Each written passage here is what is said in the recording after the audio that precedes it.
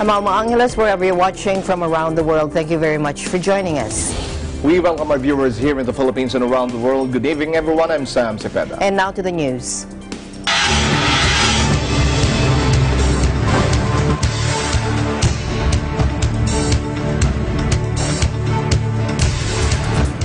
President Xi Jinping warned that no one can dictate China's economic development path as the Communist Party marked 40 years of its historic reform and opening up policy amid a stern challenge from the U.S. In a speech at the grandiose Great Hall of the People, Xi vowed to press ahead with economic reforms but made clear that Beijing will not deviate from its one-party system or take orders from any other country.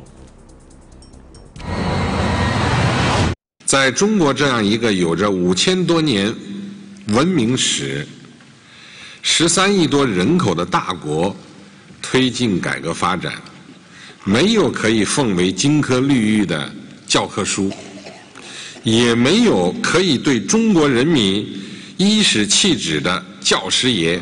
The commemoration of the reforms enacted under late Paramount leader Deng Xiaoping on December 18, 1978 came as China is locked in diplomatic spats and a bruising trade war with the United States.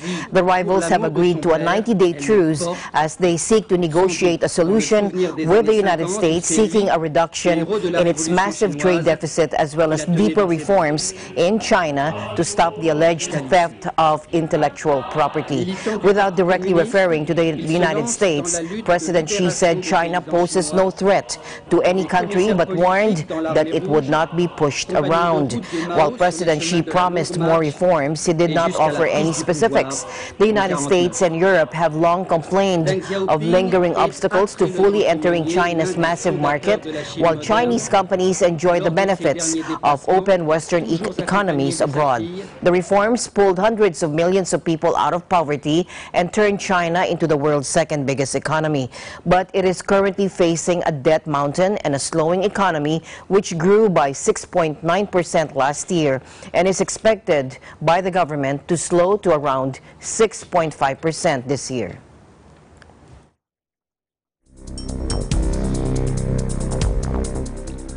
China's richest man, Jack Ma, NBA star Yao Ming, and foreign guests were among 110 people recognized by the Communist Party on Tuesday for their outstanding contributions to the country's 40-year economic rise. The dignitaries received medals from President Xi Jinping and other party leaders in a ceremony at Beijing's imposing Great Hall of the People to mark the anniversary of the launch of reform and opening up. The group was put on the same pedestal as China's first female Nobel laureate, an astronaut, military officers, and deceased role models of the party. State media revealed last month that Ma, the founder of e-commerce giant Alibaba and China's most famous capitalist, was a Communist Party member. Yao, the 7'6" retired center who played for the Houston Rockets, is now an entrepreneur and member of China's top political advisory group, the Chinese People's Political Consultative Conference, or CPPCC.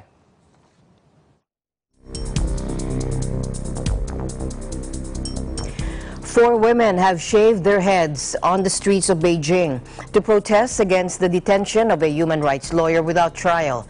Wang Guashang has been in prison since 2015, and his wife Li Wenzhou says she has traveled to the country's Supreme Court 31 times to try and lodge a case or lodge case documents, but has never been let inside. Take a look.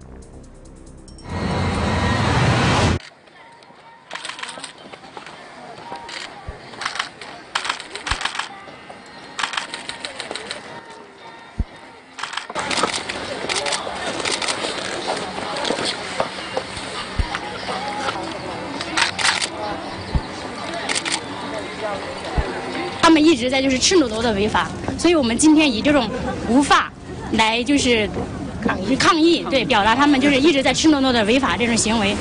我们可以无法，但是你们不可以，我们可以无法，你们不可以无法。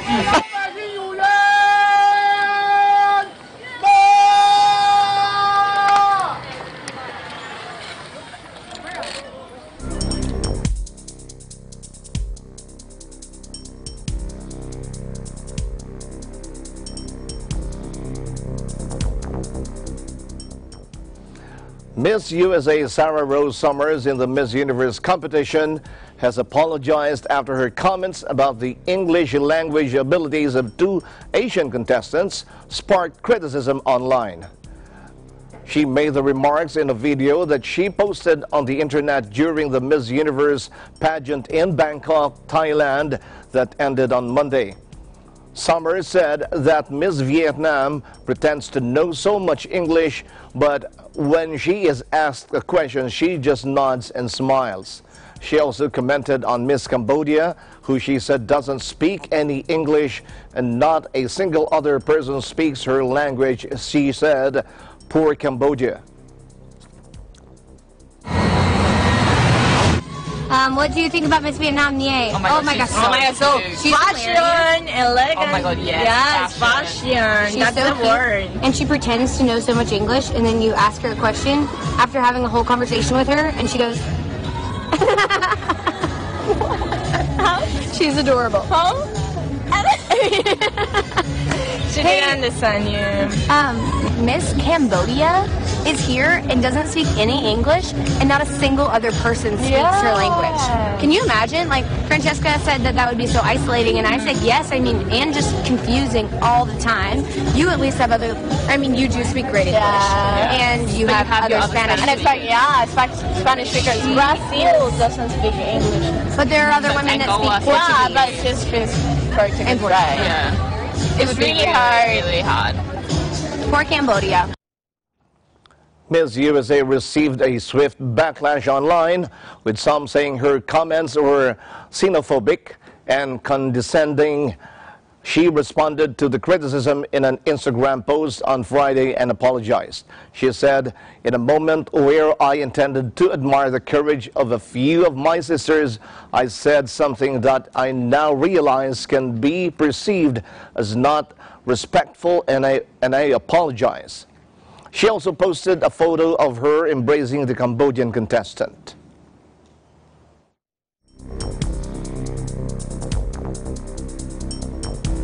In other news, Japan will get its first aircraft carrier since World War II and also buy dozens of fighter jets under a new defense plan approved on Tuesday that is intended to counter China's growing military power. The new 5-year defense plan calls for the upgrade of 2 existing helicopter carriers so that they can launch fighters, and is the latest in a series of steps under Prime Minister Shinzo Abe to boost Japan's military. Abe's government argues the efforts are necessary given growing defense challenges in the region, including tensions with North Korea and particularly strong concerns about the expansion of China's military footprint. But the move is controversial, with critics arguing it shifts Tokyo further away from its commitment to strictly defensive capabilities under Japan's post-World War II pacifist constitution. The 5-year plan approved Tuesday assumes record defense spending of $244 billion through March 2024. It also calls for the Defense Ministry to upgrade 2 flat-top Izumo-class destroyers to enable them to launch fighters with short takeoff and vertical landing abilities like the F-35B stealth fighter. In a separate plan also endorsed by the cabinet, Japan said it would buy 42 F-35s over the next decade, with the F-35B variant widely considered the likeliest candidate.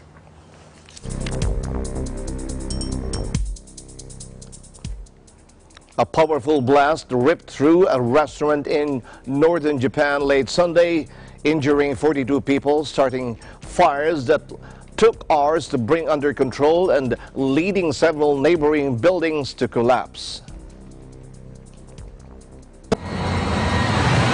起きたのかなって思うぐらい揺れて、煙がすごい出て始めて、そのガスの匂いとか。 The cause of the blast was still under investigation, police said. One witness reportedly said he had smelled gas after the explosion. A police official for the Hokkaido region told AFP there are 42 injuries, but no one was killed. The GG Press agency said one of the injured was seriously hurt, suffering burns to his face, but none of the victims had life-threatening wounds. Several children were reportedly among those hurt in the explosion, which hit the city's Toyohira district. National broadcaster NHK said it took firefighters several hours to extinguish the flames, with dozens of vehicles mobilized to deal with the accident. Police had initially warned of the possibility of secondary explosions, according to Kyoto, which described buildings collapsing following the incident around 8:30 p.m. The city government had opened a shelter house dozens of people whose homes were damaged in the blast.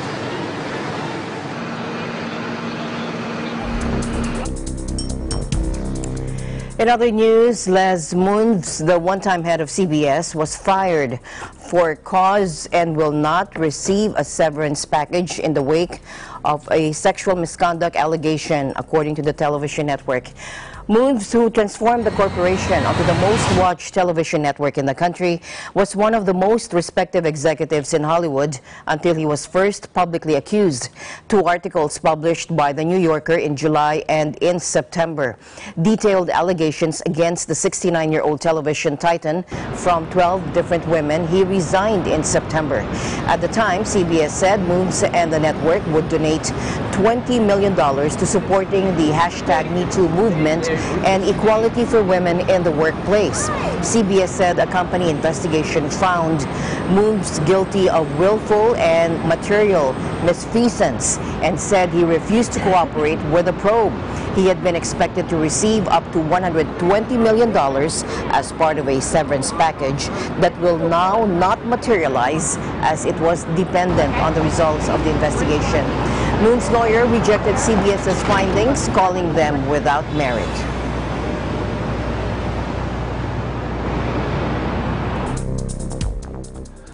A judge in El Salvador on Monday acquitted a 20-year-old rape victim originally charged with murder after giving birth prematurely in a toilet. Imelda Cortez's daughter survived, but the woman was charged homicide after the baby was found in a septic tank. Cortez fell pregnant to her stepfather, who allegedly raped her repeatedly over a 7-year period. Doctors suspected she had tried to perform an abortion after she gave birth to a baby girl in a latrine in April of last year. The child survived. Cortez was arrested. She has already spent more than a year and a half behind bars awaiting trial. The case took a dramatic turn. The court ruled that Ms. Cortez, who was unaware that she was pregnant, had not tried to kill her child. Her lawyer said that to avoid a harsher sentence, she had admitted to neglecting her newborn baby, an offense that carries a 1-year jail term. But the court ultimately decided that she was not guilty of any crime and was free to go home.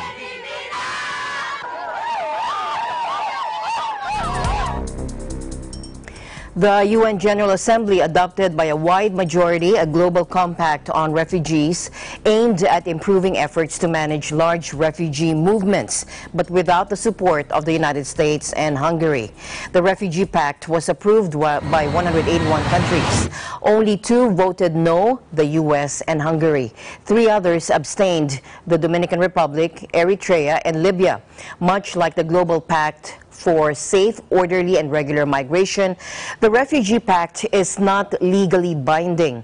The 2 global agreements stem from the so-called New York Declaration, adopted unanimously by the UN General Assembly in September 2016, with the goal of better handling migrant and refugee flows worldwide. We're about to close the year with the highest ever financial contribution of the United States to UNHCR. This is not to say that the dialogue with the administration is not complex. It has always been, and it also with previous administration continues to be, over resettlement, over the border. But I think that there is a fundamental commitment of the US.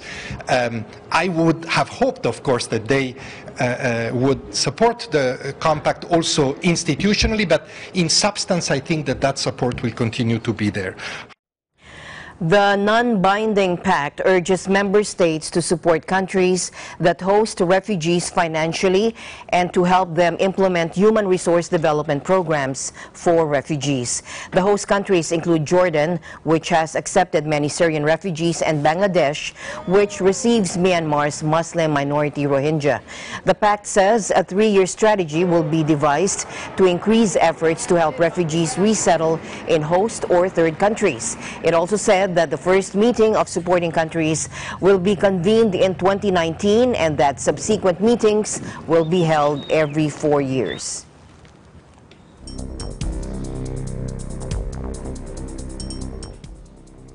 Amnesty International Nigeria unveils a harvest of death report on the conflict between farmers and herders in the country. It states that at least 3,600 people have been killed between 2016 and 2018.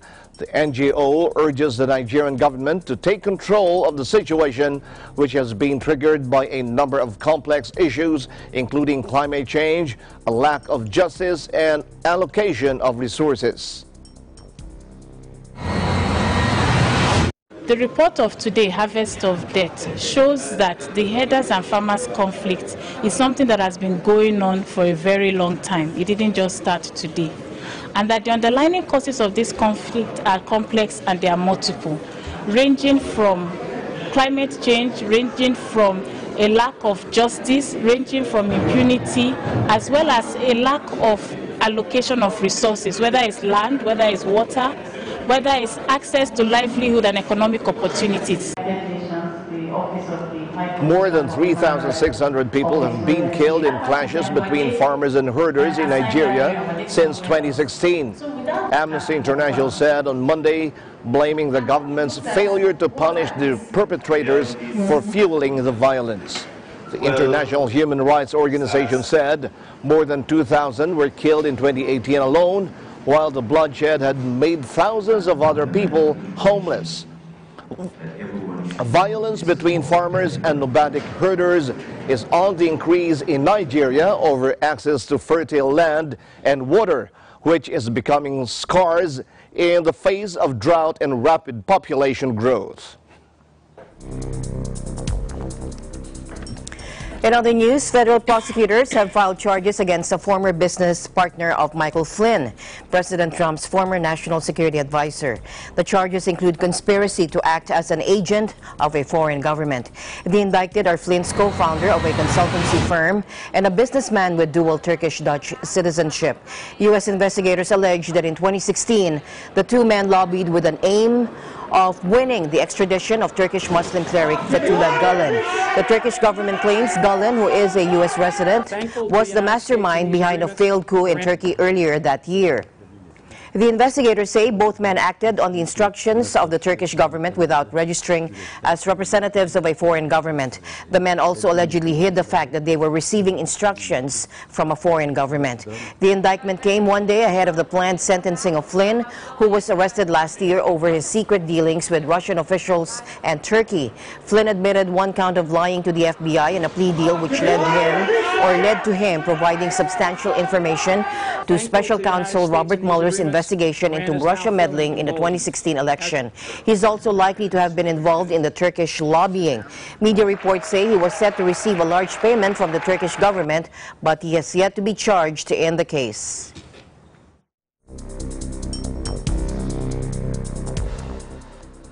Clashes erupted Tuesday morning in Yemen, just minutes after a ceasefire deal took effect in the country's flashpoint port city of Hodeidah, a pro-government official said.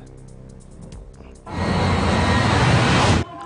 official said that sporadic clashes in the east of the Red Sea city, whose port serves as a crucial gateway for humanitarian aid, are ongoing despite a truce deal that was to be implemented at midnight local time. The rebels have reportedly shelled government forces in eastern Hodeidah. One pro-government official told AFP news agency clashes were ongoing. Both sides agreed to the ceasefire at United Nations-sponsored talks in Sweden last Thursday, and some hoped it would be the starting point to bringing nearly 4 years of civil war to a close. A terrible tragedy is unfolding in Yemen, and it's getting worse. Millions of people are starving, sick, desperate. They have one message for the world: this war needs to stop. Impoverished Yemen has been mired in fighting between the Houthi rebels and troops loyal to President Abdrabbuh Mansour Hadi since 2014. The war escalated in 2015 when a Saudi-led military coalition stepped in on the government's side. The conflict has since killed nearly 10,000 people, according to the World Health Organization. But some rights groups believe the toll to be far higher.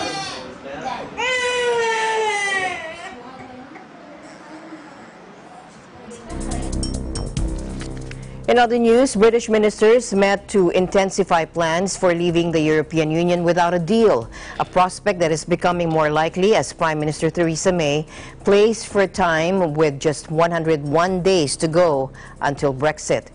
The opposition Labour Party, meanwhile, faced refusal over its request for a no-confidence motion in May and growing pressure to table a binding vote against the government. Theresa May on Monday said the government was preparing for a no-deal Brexit and the cabinet will be discussing the next phase in ensuring, quote, "We are ready for that scenario." Opposition leader Jeremy Corbyn tabled a non-binding no-confidence vote in May after she told MPs that they will get another chance to vote on her deal in the week beginning January 14. As the only way I can think of ensuring a vote takes place this week, I am about to table a motion which says the following: that this House has no confidence in the Prime Minister due to her failure to allow the House of Commons to have a meaningful vote straight away on the withdrawal agreement and framework for future relationships between the UK and the European Union. And that will be tabled immediately, Mr. Speaker.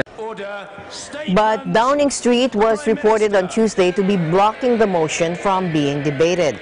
British Prime Minister Theresa May also warned MPs against supporting a second Brexit referendum, as calls mount for a public vote to break the political impasse over the deal she has struck with the EU. Finally, let us not break faith with the British people by trying to stage another referendum. Another vote which would do irreparable damage to the integrity of our politics, because it would say to millions who trusted in democracy that our democracy does not deliver. The Prime Minister has cynically run down the clock, trying to manoeuvre Parliament into a choice between two unacceptable outcomes: her deal or no deal. With 101 days left until Brexit and many MPs still opposed to the government's withdrawal agreement, ministers are due to consider a paper on plans for leaving the EU without a deal. But a no-deal Brexit is also opposed by many MPs.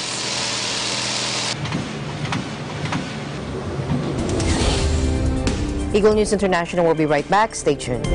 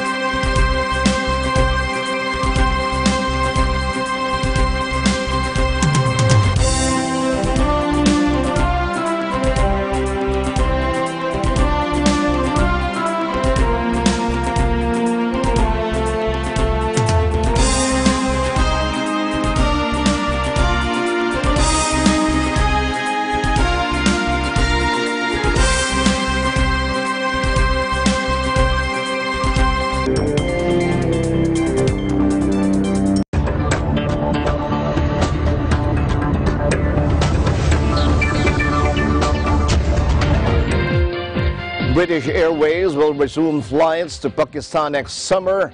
The carrier announced Tuesday in a major vote of confidence from a Western airline a decade after suspending operations due to security fears. The British carrier, which halted services in 2008 after the deadly Marriott Hotel bombing in Islamabad, will return in June 2019 with 3 weekly flights from London's Heathrow Airport to the Pakistani capital. I'm delighted to be welcoming British Airways back to Pakistan. The launch of direct flights from Britain's flag carrier between London Heathrow and Islamabad's new international airport is excellent news for both countries. The links between Britain and Pakistan are already extraordinary, from commerce, culture and cricket to people, politics and education. But I see this launch as a vote of confidence in the future of these links. And of course, the reflection of the great improvements in the security situation in Pakistan in recent years. British Airways had 6 weekly flights to the Pakistani capital before the Marriott attack, which killed more than 50 people and triggered a major drawdown by embassies and international agencies over safety concerns.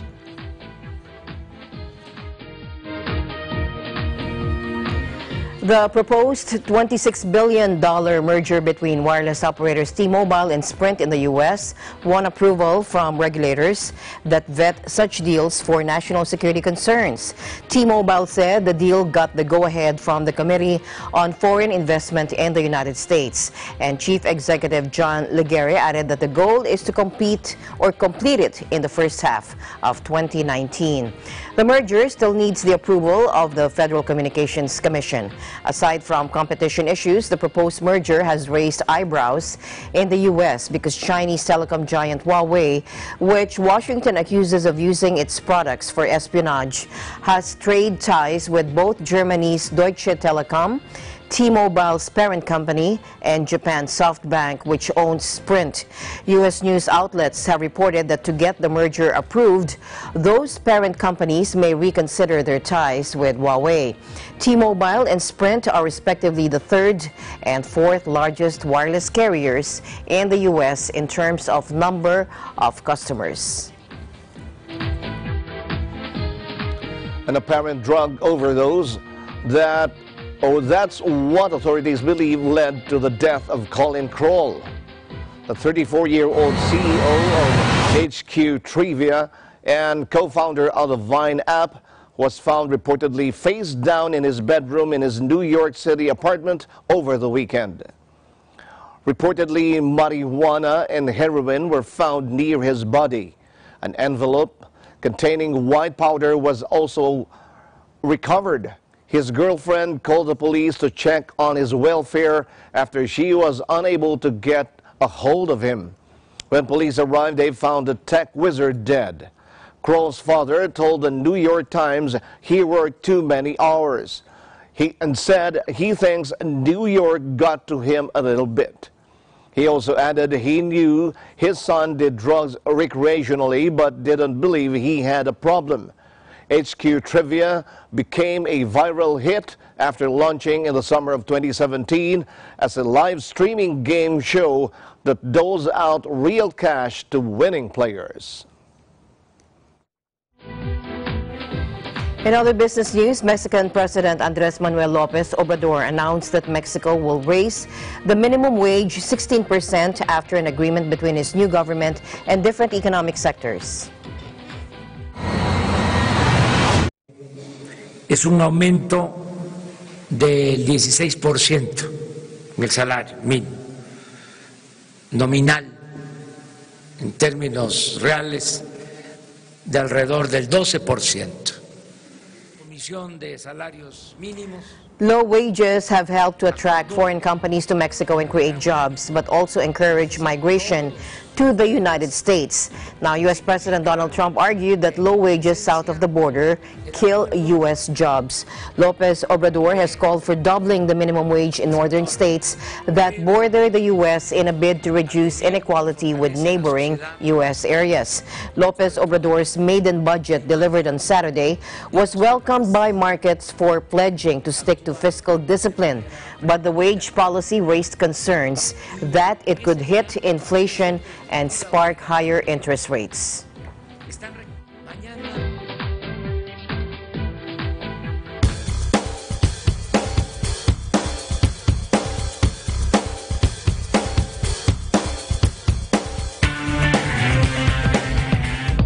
A driverless, electric, and street-based shuttle has been launched on the campus of the University of Lille for 1 year. The Transpol Public Transport Authority will experiment with a driverless vehicle, although an operator will always be present in the vehicle for safety. Watch this.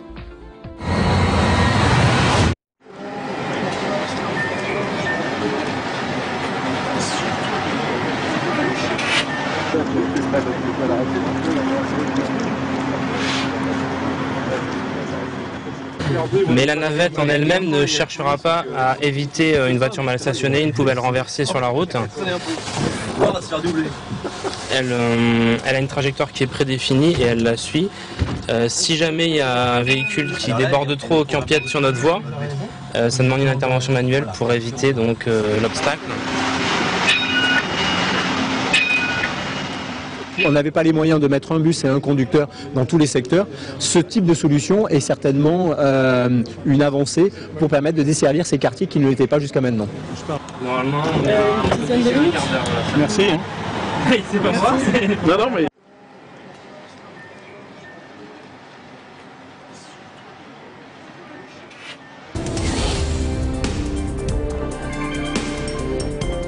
Eagle News International will be right back.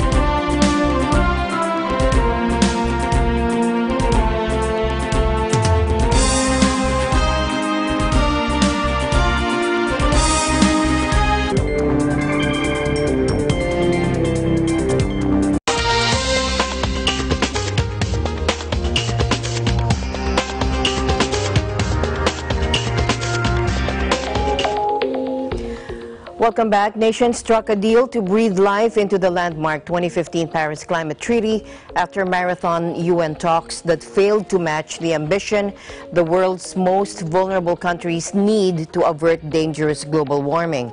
Delegates from nearly 200 states finalized a common rule book designed to deliver the Paris goals of limiting global temperature rises to well below 2 degrees Celsius.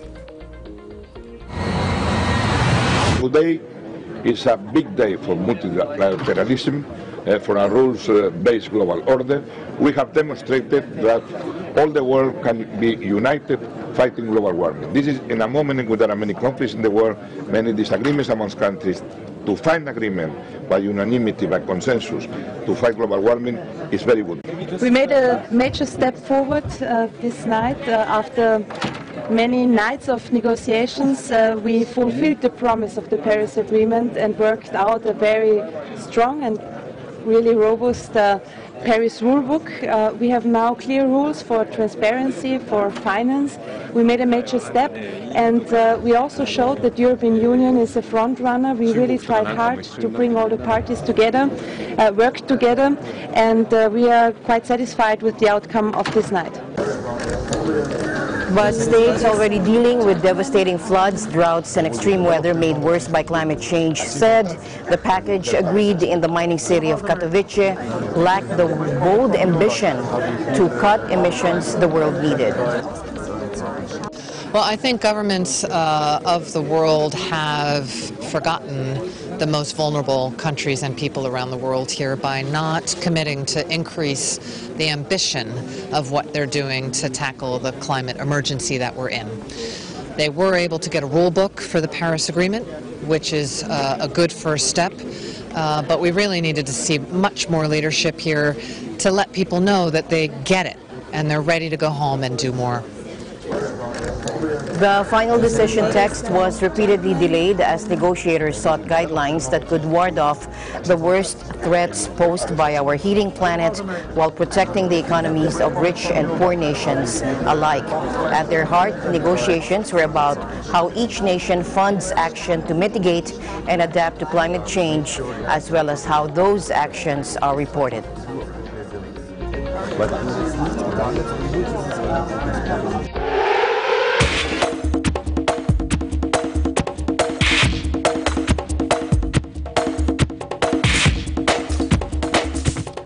Philippine boxing legend Manny Pacquiao says he is stronger and faster than ever ahead of his world title defense as he throws a lavish party with thousands of guests, including President Duterte, to mark his 40th birthday.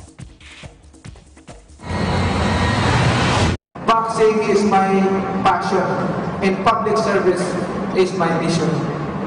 I am 40 years old, but I feel like I am still 25 years old.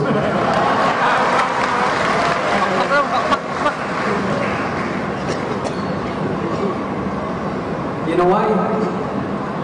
Because of my wife. I feel stronger and faster, and by God's grace, I am wiser. At 40, feeling 25, I believe the best is yet to come. You have not yet seen the best of Manny Pacquiao.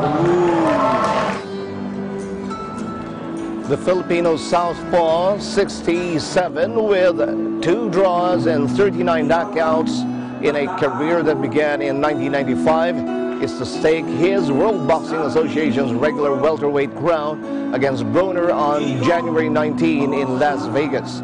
Pacquiao, winner of an unprecedented 8 world titles in as many weight classes, has continued fighting after reversing a decision to retire in 2016. The richest Pacquiao, who quit school and hawked food in the streets and later took up boxing in his teens to support his mother and his younger siblings, is also an elected Philippine senator. I am 40 years old. In other sports news, Jose Mourinho has left his job as Manchester United manager after 2.5 years in charge. The Portuguese, 55, won the League Cup and the Europa League at Old Trafford. But United are 6th in the Premier League, 19 points behind leaders Liverpool, who beat them 3-1 on Sunday. The Portuguese coach said he accepted responsibility for a 5th defeat of the season that leaves the 20-time champions of England 11 points adrift of even a top 4 finish. But he also pointed the finger at what he described as permanently injured players and claimed both sides played, quote, in relation to their qualities.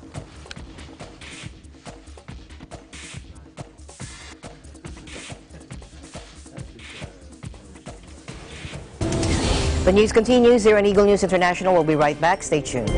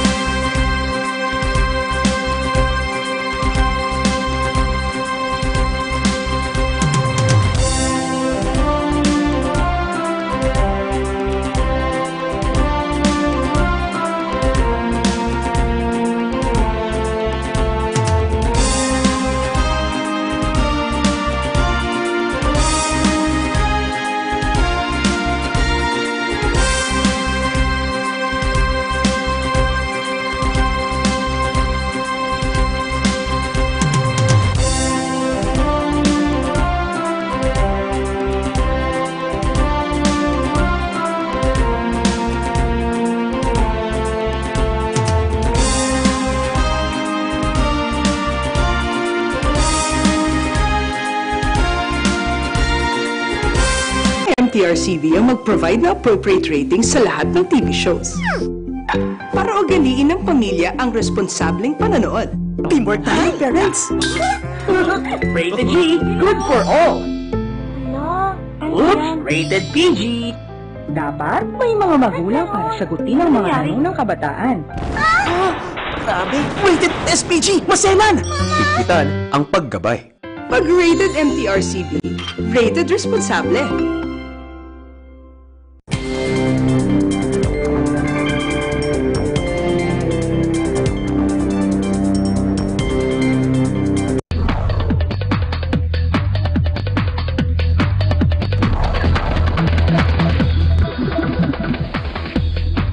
Aquaman has done more than conquer the deep.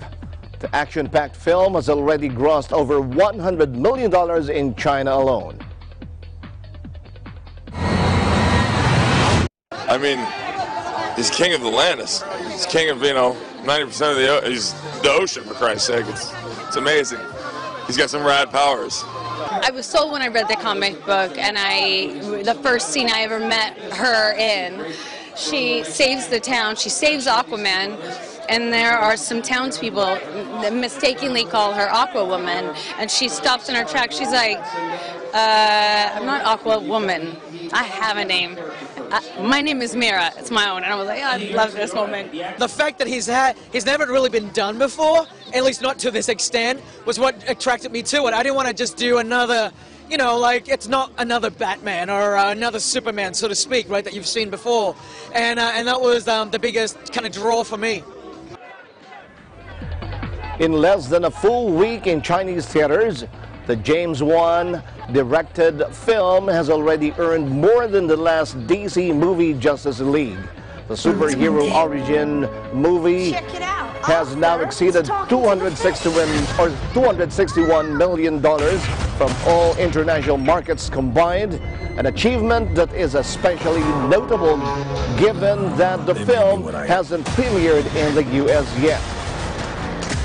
Jason Momoa stars as Arthur Curry, and the film follows Curry's journey to become king of the Atlantis and the Seven Seas.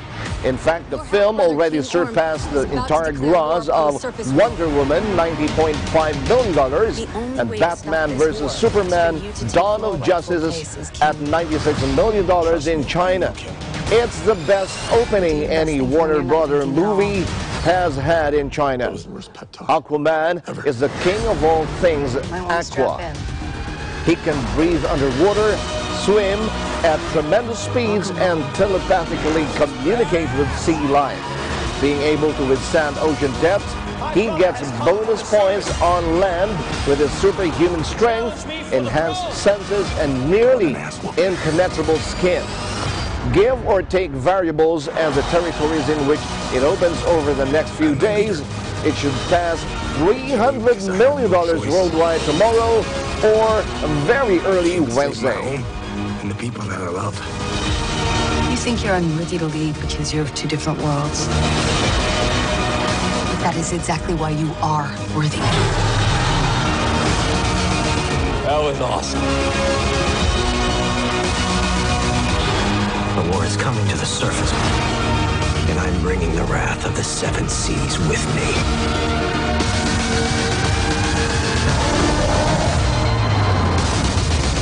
We're here. What are you doing? Meanwhile, EBC film Guerrero premiered in Japan and drew praise from different parts of the country. Tyra Lu, Aimi Komiwa, and Jane Kinjo reports.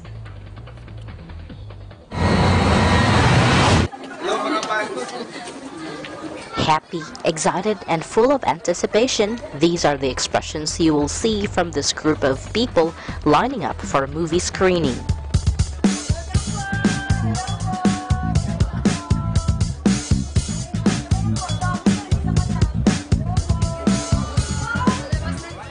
A Filipino film that has already traveled to various countries worldwide has made its way in the land of the rising sun, Guerrero.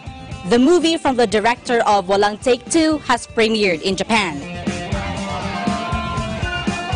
Various Filipinos, Japanese, as well as other nationalities here in the country were gathered at 4 various areas all over Japan for the movie premiere. Tokyo,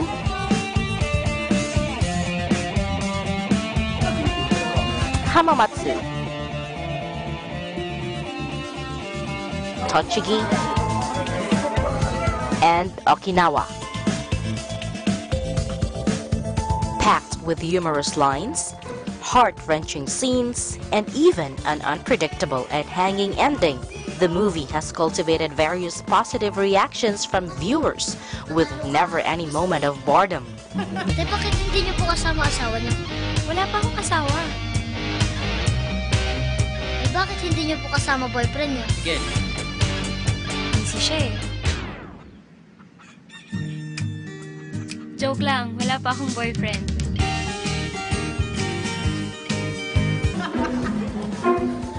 Hindi ba sabi niyo gutom na kayo? And when we asked them what they can say about the film they've seen, very, very interesting. Sumusukat to. Maganda. Sobrang ganda po ng movie. とても感動しました。 Sobrang saya po. 思いっきり泣いて思いっきり泣ける映画でとても良かったです。 Maganda po. Maganda. Napakasaya. Masaya, nakakaiyak, nakakatuwa. Ang lakas ng tawa ko. now let's check out what happened in Hamamatsu. Here's Aimi Komiwa. Hi, I am Aimi Komiwa here in Hamamatsu Fukushi Koryu Center in Hamamatsu City, where the movie screening of Guerrero is happening. A great number of movie viewers all over Shizuoka Prefecture came together with their friends to witness the movie Guerrero. Right here in Hamamatsu City, Shizuoka. This is Aimi Komiwa for Eagle News. Back to you there in Tokyo, Tyra. Let's fly over to Okinawa in the southern part of Japan and let's see what's happening in the movie premiere of Guerrero. Here's Mary Jane Kinjo. Good evening, everyone. This is Jane Kinjo. We are here at the Okinawa Sangyo Koryu Center for the movie screening of the EBC films Guerrero. It's drizzling outside and it's a little chilly, but you can feel the warm reception of the people who's supporting this event.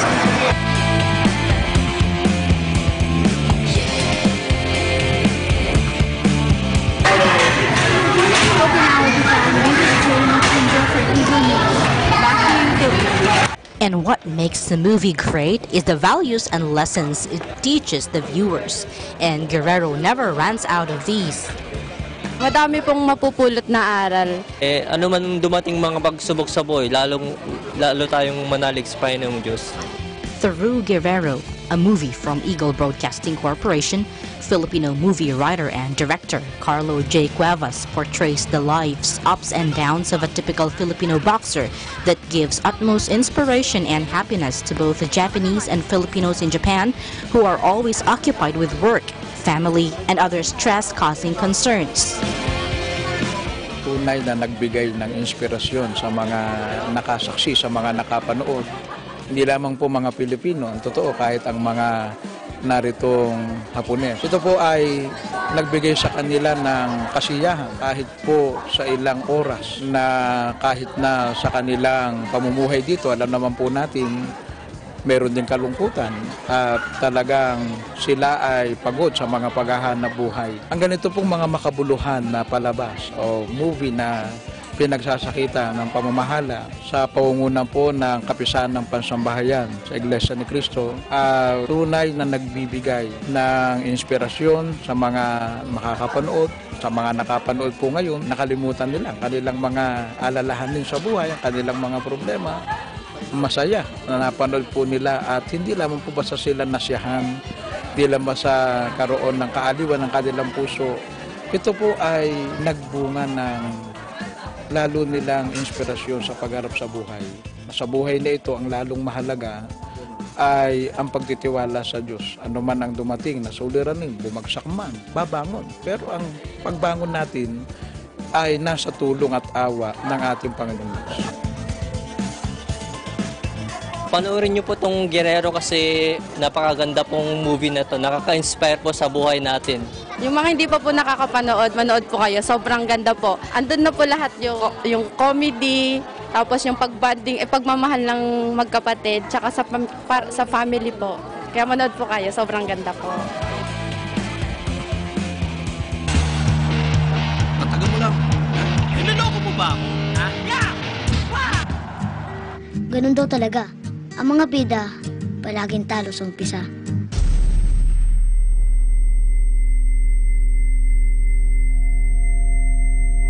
Akala ko ba mahal mo ko?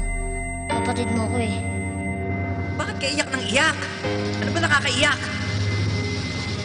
Hirap lang kasi ng assignment namin, yung mga planeta. Ano nga sabi ko sa'yo, tuturuan kita? Hindi ko alam. Kung tinuturo mo sa akin eh.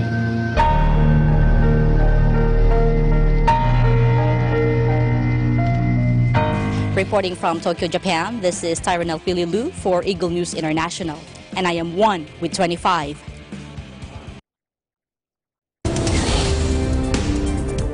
Thanks, Tyra. Thanks, Tyra. Don't forget to like us on Facebook, follow us on Twitter and Tumblr. Also check out our boards and Pinterest and pictures on Instagram. I'm Sam Cepeda. Thanks for joining us. And that's it for tonight's broadcast. I'm Alma Angeles, and we're 1 with 25.